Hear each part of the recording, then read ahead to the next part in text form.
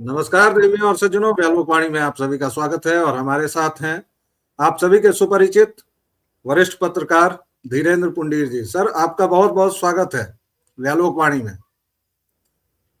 नमस्कार व्यालोक, आपको भी और व्यालोक वाणी के तमाम दर्शकों को मेरी ओर से बहुत बहुत नमस्कार और आपका धन्यवाद, आपने व्यालोक वाणी पर मुझे बुलाया जी। सर, पूरी दुनिया में उथल पुथल मची हुई है। युद्ध चल रहे हैं 4 वर्षों से। यूक्रेन और रशिया का युद्ध चल रहा है। वो अभी खत्म भी नहीं हुआ था कि इधर हमास ने जब आक्रमण किया 2024 में, उसके बाद से इजरायल ने गजा पट्टी में गधे जूते हल दौड़ा दिए, पूरे गजा को खराब कर दिया, पूरे गजा को समतल कर दिया। अभी वो समतलीकरण चल ही रहा था कि हमारे प्रधानमंत्री गए हुए हैं, इजरायल की यात्रा पर गए। वहां से वो जैसे ही आए हैं वैसे ही ईरान शुरू हो गया, और वो भी इजरायल और अमेरिका दोनों की तरफ से संयुक्त तौर पर। कई लोग तो मीमर्स तो ये भी कह रहे हैं कि अभी तक झगड़ा चल रहा था, झंझट चल रहा था, कुछ कुछ इधर उधर की बात हो रही थी, और मोदी जी वहां गए और उन्होंने कहा कि ये सब क्या कर रहे हो, झंझट, मारपीट करो, और तब मारपीट शुरू हुई। ये मीमर्स की तरफ से आया है। लेकिन युद्ध चौतरफा हो रहा है। ईरान का युद्ध ताजा ताजा है। इसमें एक बात समझने की नहीं आ रही है कि अचानक से कांग्रेसियों की छाती में क्यों दूध उतर गया। हाँ हुसैन तो करते ही थे, अब हा खामनेई कर रहे हैं। उन शिया मुसलमानों की बात छोड़ दीजिए जो कश्मीर से लेकर लखनऊ तक छाती कूट रहे हैं। ये भी बड़े मजे है कि केवल और केवल भारत के जो मतांतरित हिंदू हैं, जो खुद को मोहम्मडन भी कहते हैं, केवल उनमें ही जज्बा या उम्मत और कौम का ये जज्बा देखने को मिलता है। ये पृष्ठभूमि है, और आगे बढ़ने से पहले ये एक वीडियो हम लोगों को देखना चाहिए।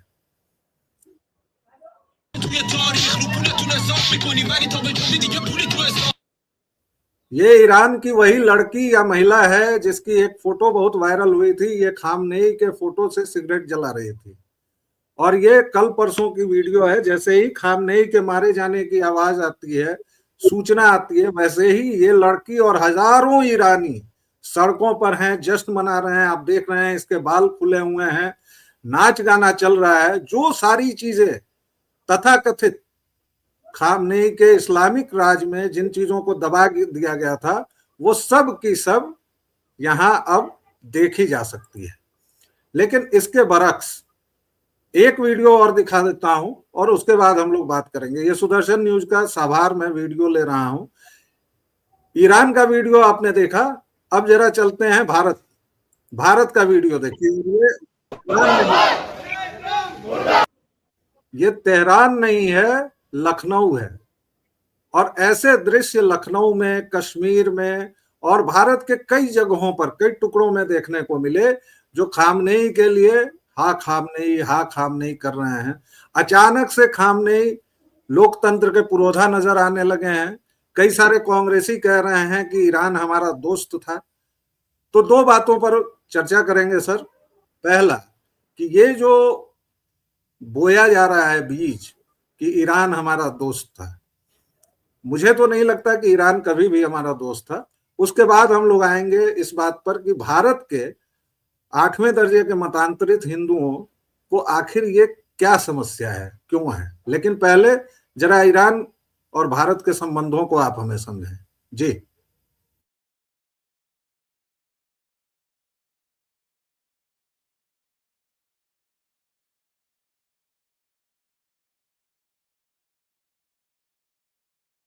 हाँ, वीडियो में थोड़ी सी गड़बड़ी है इंटरनेट में, और थोड़ी देर में हो जाएगी। लेकिन तब तक मैं आपसे बातचीत करता रहूंगा। और मुझे लगता है कि चूंकि सर कहीं दूर बैठे हुए हैं, इसलिए इंटरनेट की गड़बड़ी आ रही है। लेकिन वो जैसे ही ठीक होती है, सर हमें ज्वाइन कर लेंगे। सर, आपको मेरी आवाज आ रही है? सर की तरफ से फ्रीज हो गए हैं। तो बहरहाल हम लोग बातचीत को आगे बढ़ाते हैं। देखिए, ईरान के दोस्त होने का जो लोग दावा कर रहे हैं, वो शायद भूल गए हैं कि जब से इस्लामिक क्रांति हुई या उससे भी पहले रजा शाह पहलवी के समय से ईरान भारत का दोस्त कभी नहीं रहा। उसने पाकिस्तान को खूब प्रश्रय दिया है, उसने पाकिस्तान को खूब तवज्जो दी, उसने पाकिस्तान को हथियार दिए, उसने पाकिस्तान को तमाम चीजें दी, लेकिन वह हमारा दोस्त कभी नहीं रहा। यहां तक कि 1971 की जंग में ईरान ने अपनी जमीन दी, अपना बेस दिया ताकि पाकिस्तान हमसे लड़ सके, ताकि पाकिस्तान हमसे मुकाबला कर सके। क्योंकि ईरान में भी एक बीमारी थी कि वह भी इस्लामिक जगत का खलीफा बनना चाहता था, और पाकिस्तान का दावा हमेशा से ये रहा है कि उसने जो परमाणु बम बनाया है या कहीं से लिया है या फिर कहीं से चुराया है, तो वो अपने बम को इस्लामिक बम कहता था। इसी तरह पूरे इस्लामिक वर्ल्ड में पाकिस्तान की थोड़ी बहुत जो इज्जत है वो इसलिए क्योंकि उसके पास परमाणु बम है।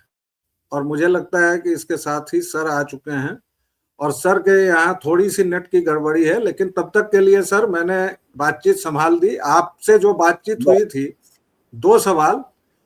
पहला, जरा ईरान और भारत की दोस्ती पर प्रकाश डालिए, थोड़ा हमें समझाइए कि ये जो अचानक कांग्रेसी इकोसिस्टम बोल रहा है कि हमारा दोस्त था, वो कैसे था और कैसे नहीं था। जी। दरअसल हम लोग एक ऐसे राष्ट्र के ऊपर उभर चुके जहां मुझे लगता है ये शब्द कहना चाहिए, नहीं मुझे बहुत याद आ रहा है आपको, एक बहुत ही खूबसूरत सा शब्द मैं आपके लिए मतलब इस देश के लोगों के लिए इस्तेमाल करना चाहूंगा, उन लोगों के लिए जो अभी छाती पीट रहे हैं। बड़ा अच्छा शब्द था वो, आपको याद होगा, लूज टॉक करके मसूद अनवर एक बहुत ही बड़ा वहां का हास्य में उसने एक दिन कहा कि ये जो है पाकिस्तान नमक उत्पादन करने में दुनिया का दूसरा देश है, लेकिन नमक हराम पैदा करने में पहला देश है। मुझे लगता है पहला नंबर हम लोगों ने उनसे बहुत पहले ले लिया, हम लोग उसको काउंटिंग में नहीं ले रहे थे, और इस वक्त यही है। दरअसल ईरान की दोस्ती के नाम पर छाती पीटने वाले लोग इस देश में उसी श्रेणी में आएंगे जिनको गिना जाएगा, क्योंकि इस देश में दिल्ली में जब लाशें सड़ गई, गिद्धों को खा खा के मर गए, वो नादिर शाह का दौर था। थक गए लोग उसके कत्ल करते करते इस शहर को, इस शहर की लाशों को, मतलब तैमूर ने जो काटा उससे खतरनाक कहीं लिखा हुआ नादिर शाह का इतिहास है। आज तक तख्ते ताउश कोई जादू के साथ गायब नहीं हो गया इस देश से। इस देश में 1739 जो तख्ते ताउस कोहिनूर गए लास्ट टाइम पर, वो ईरानियन मूल है, वो ईरानी थे। इसके बाद ये तो मैं इतिहास के पन्ने बता रहा हूं, उससे पहले डेरियस, साइरस, उन लोगों ने इस देश पर हमेशा अटैक किया। वो तो इस देश के जो ताकतवर और जो बहादुर, जिन लोगों ने वेद पढ़े थे, जिन लोगों के नाम से अब यहां गालियां देते हैं, उन लोगों ने टकरा टकरा कर ईरानी साम्राज्य को बार बार इस देश को बचाया, ताकि जो बाद में मुगलों ने किया वो ईरानी ना कर सके। लेकिन चलिए, कल्चरली 2 लोग थे, हिंदुस्तान ने हमेशा दिया। पर्शियन जिन्होंने हिंदुस्तान के साथ कोई कभी भलाई की बात तो मैंने नहीं सुनी है, मैंने भी जितना इतिहास पढ़ा उसके मुताबिक, लेकिन हमने उनको शरण दी। वो कुत्तों की तरह भागे, वर्ल्ड जो है वहां से उनको जो मारा गया, वहां इस्लाम ने जो किया, ये किया उनके साथ, जिस तरह की वहशत के साथ किया है, वो यहां दहशत में भाग के आए ये इस्लाम की वहशत से, यहां उनको शरण दी, इज्जत दी। दुनिया में अलग अलग जगह, फिर आप ईरानियों का मैंने आप बताया। लेकिन चलिए, आजादी की लड़ाइयां बहुत हो सकती हैं। 1948 से लेके आज तक का संयुक्त राष्ट्र संघ का इतिहास गवाह है। मैं इतिहास की बात कर रहा हूं, लिखा हुआ रखा है। 94 के उदाहरण के अलावा घुटनों के बल गिरे हुए ये कांग्रेसी ये बता नहीं सकते हैं कि कब उसने हिंदुस्तान के साथ दिया है, कब उसने पाकिस्तान के खिलाफ की प्रस्ताव में हिंदुस्तान, यहां तक कि जो खमनेई के लास्ट ट्वीट है, आखिरी ट्वीटों को पढ़िए जो हिंदुस्तान को लेके किए। उन्होंने कहा यहाँ नरसंहार हो रहा है, यहाँ नरसंहार हुए हुए लोग छाती पीट के देश पे पत्थर फेंक रहे हैं। सोच के देखिए, क्योंकि मैंने आपको बताया ये लोग जो है उसका कुछ भी होता, मैं आपको ये कह रहा हूं कि अगर भारत इजराइल की ईरान की तरफ से हथियार उठा लेता तो भी ये हथियारों की तरह यहां सामने खड़े हो जाते, तब वो दूसरे सुन्नी लोग छाती पीट रहे होते। क्योंकि है ये आप समस्याओं को अगर अपनी आंखों में आंखें बंद करके बैठ जाओगे इस लाइव में अगर व्यालोक, तो दुनिया भले ही तुमको देख रही हो, तुम कहोगे सब अंधे हैं।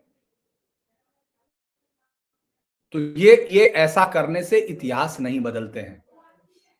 ईरान भारत का कभी भी कोई बहुत करीबी मुल्क रहा हो, देखिए हम लोग उसको दोस्त नहीं कह सकते। पूरी दुनिया में स्ट्रेटेजिकली दोस्ती और दुश्मनियां होती हैं। जिस अमेरिका ने कभी भारत को परमाणु छतरी देने की बात की थी चाइना के खिलाफ, वही अमेरिका अपना बेड़ा भेजता है एंटरप्राइजेस, दुनिया का सबसे बड़ा लार्जेस्ट फ्लीट उस समय से उसको भेज दिया उसने अपने 7वें बेड़े को हिंद महासागर में, ताकि भारत की सेनाएं घुटने टेक के पीछे हट जाएं बांग्लादेश से। तब आपको रूस ने अपनी पनडुब्बी हिंद महासागर में भेजी। मैं ये नहीं कह रहा, फिर मैं कह रहा हूं कि हम दोस्ती और दुश्मनी घरों में होती है, अंतरराष्ट्रीय राजनीति में दोस्ती और दुश्मनी नहीं, समय होता है। वो लोग सर लेकिन सोच रहे हैं कि मोदी सर लेकिन वो तो इंदिरा जी गई थी तलवार लेके, उन्होंने किया था पहली बात।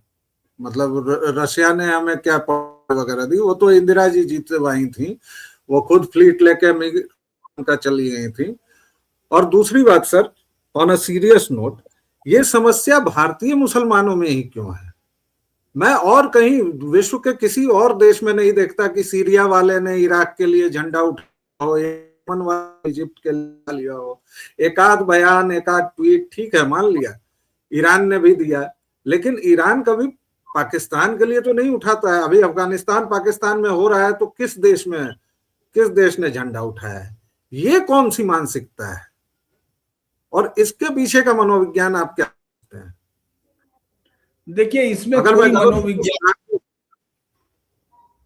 इसमें कोई बहुत विस्तृत गहन मनोवैज्ञानिक उसकी चिंतन की जरूरत नहीं है व्यालोक। ये आप लगातार देखते रहे हो कि जिस श्रीनगर में 34 साल तक जलूस नहीं निकला मुहर्रम का, जिसमें उनको मारा जा, तरबरा पड़ने पे दंगे हो जाते, उनके कत्लेआम किए जाते हैं, आप ये सोचिए वो पाकिस्तान ईरान पर अटैक करने के लिए एयर स्पेस देता है। उसी पाकिस्तान में ईरान की संसद में खमनाई के मरने पर शोक संदेश होता है। उसी पाकिस्तान में अभी 1 महीने पहले पाकिस्तान शिया मस्जिद में विस्फोट होता है, 100 के करीब लोग मर जाते हैं। वो रोते हुए कह रहा है कि साहब हम क्या कलमा नहीं पढ़ते।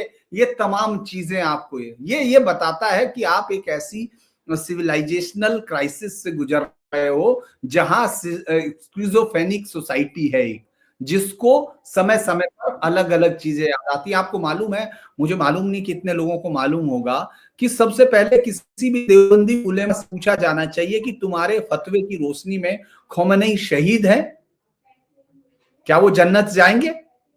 तुम्हें याद है या नहीं 1929-40 का वो फतवा कराची से लेकर लखनऊ का? तुमको याद है शेखुल हिंद का उस पर किया गया साइन, जिसमें खोमेनी के लिए पूछा गया था? तो फिर अचानक ये कैसे हो गया? मैं हैरान हो गया जब देवबंदी दारुल उलूमा के मदनी साहब ने कहा कि ये तो बड़ा हो गया। तो मैंने कहा अरे ये तो इनका फतवा है, इन्होंने वापस लिया या नहीं चेक तो कर लो भाई। तो दरअसल आप उस चीज को पढ़ना चाहते हैं, दिक्कत आपकी है, रेशनलिटी आपकी है। नहीं सर, रेशनलिटी नहीं। मैं फिर से सवाल दोहराता हूं, मैं फिर से, केवल भारतीय उपमहाद्वीप की बीमारी है ना सर ये, बाकी जगह क्यों नहीं है? देखिए बाकी जगह इसलिए आप मोहम्मदन हैं तो सब जगह मोहम्मदन है, ये केवल यहीं की बीमारी क्यों है, नमक हरामी की? ये मैं जानना चाह रहा हूं। देखिए मैंने आपको क्या बोला कि अभी आपको मैंने पाकिस्तान का उदाहरण इसीलिए दिया, लेकिन यही उदाहरण मैंने आपको सीरिया का नहीं दिया, क्योंकि पाकिस्तान आप ही का हिस्सा रहा है, आप ही के जेनेटिक डीएनए के है। और वहां के लोग, दरअसल वहां के लोगों ने नाम बदल लिए, भाषा बदल रहे हैं, अरबी को राष्ट्रभाषा बनाने में लगे हुए हैं, जो पाकिस्तान से धीरे धीरे आता है, क्योंकि हमेशा से ही पाकिस्तान से आए, जब तक अंग्रेज नहीं आए आप तक आने का रास्ता तो उधर से ही रहा। तो भाषा भी, मसाजिद आ गई, रमादान आ गया, धीरे धीरे सब आएगा, धीरे धीरे आएगा, थोड़ा समय लगेगा, क्योंकि काले झंडों में तो अफगानिस्तान से आना है ना। गजवाए हिंद का जो खेल है वो तो वहीं से आना है। काले झंडे वाले एक दिन आएंगे, फिर वो कैसे हिंद के बादशाहों को जंजीरों में बांध के तुम्हारे सामने गिराएंगे, ये तो उनके उलेमाए कराम जो है सब बताते हैं। तो इसीलिए दरअसल यहाँ क्या है, इन लोगों को अरब से ज्यादा अरब साबित करना है अपने आप को। इनकी दिक्कत यह है कि अरब इनको हिंदू बोलता है, इनको घटिया वो बोलता है। वहां जाते हैं तो पाकिस्तानियों को सबसे ज्यादा जलील किया जाता है, दुनिया की एयरलाइन से उतारा जाता है। आप सोचिए, पाकिस्तान की एयरलाइन से, एक बार जब मैं देख रहा था वो वीडियो, मैं हैरान हो गया कि पाकिस्तान की एयरलाइन से अंदर से उतारा गया भिखारियों को, जो भिखारी भीख मांगने जा रहे थे। तो ये कैसे संभव है ऐसा? क्यों? इनको वहां इज्जत हासिल करनी। आप नहीं समझ रहे, यहाँ जो छाती पीटते हुए लोग हैं उनके डीएनए चेक कर रहे हो, 99% तो यही के, तब क्या होगा? तो वो इतनी छाती क्यों पीट रहे हैं? क्योंकि उनको ईरान से चाहिए कि वो हमको मान ले। वो इनको कतई नहीं मानता, कोई नहीं मानता। क्योंकि देखिए, वहां की लड़ाई अगर सिर्फ उम्मा वाली कहानी होती तो अफगानिस्तान के अंदर ताजिक, उज्बेक, पश्तून, पुश्तूनों में यूसुफ जई, खिलजई, और वो आपस में नहीं लड़ रहे होते।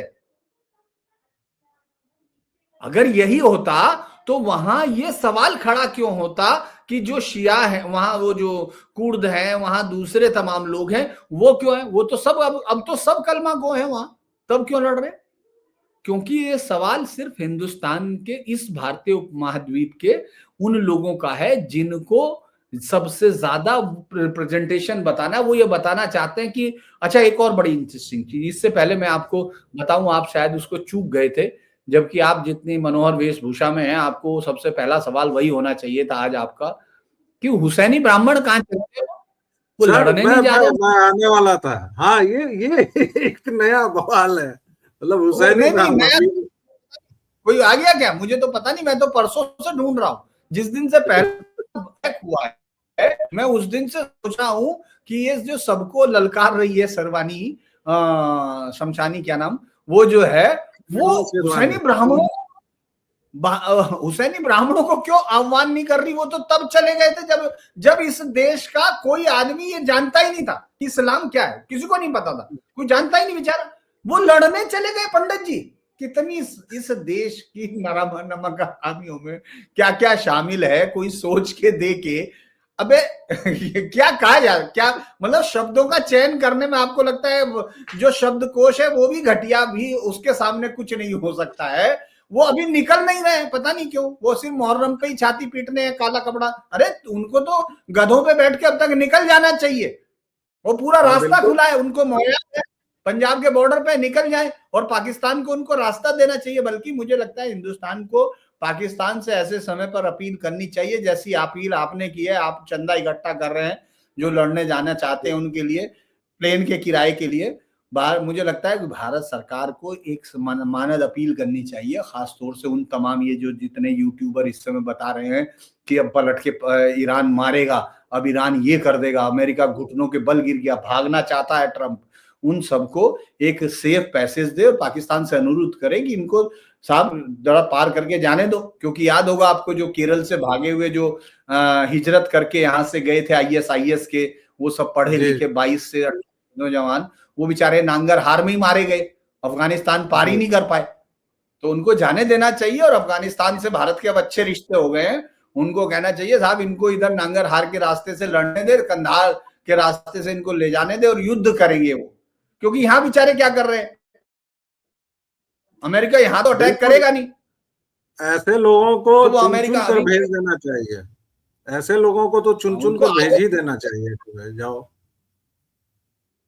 नहीं, उनको एक काम और भी करे ना करे, भेजे ना गए, सरकार को कुछ शिविर खोल देने चाहिए, मुझे ये लगता है। हाँ। सरकार को कोई खोलने चाहिए जिसमें सरकार उनके नाम नोट करे जो वॉलंटियर्स हैं, कम से कम सामने तो आए वॉलंटियर्स के, जिनको वहां जाना है इस वॉर जोन में, वो उनको भेजने की तैयारी कर रहे हैं सरकार, ये तो आए। लेकिन सर वो नहीं एमएचए करे। का मैं कुछ बयान देख रहा था, उसमें कहा गया है कि इन वीडियोस पर नजर है। हालांकि अभी का माहौल जो है उसमें तो भाई लोगों ने उसको भी ट्रोल कर दिया कि क्या नजर है, बेकार नजर है, बकवास नजर है।